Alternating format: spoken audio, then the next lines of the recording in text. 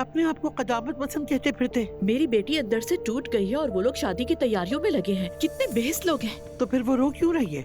यही तो चाहती थी ना वो। एक और बात है मम्मी जो आप नहीं जानती। तो बताओ, पता तो चले क्या बात है।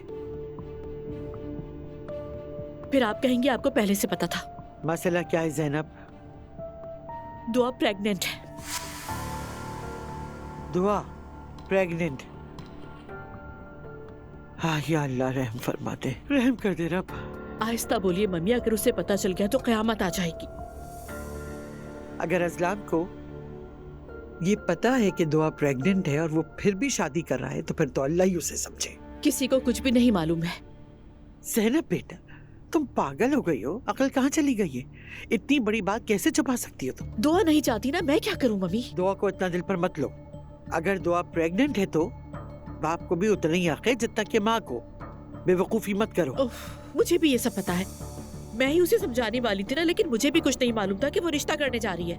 तुम फौरन उमर को फोन करो, उसे सब बताओ और वो अजलान को अलग ले जाकर सब कुछ बताएगा। फिर से मसला हो जाएगा मम्मी। हो तो हो बेटा, अगर तुमने नहीं बताया तो इससे भी बहुत बड़ा मसला हो नहीं जाएगा। मम्मी, उमर को इस मसले में नहीं उलझाऊंगी।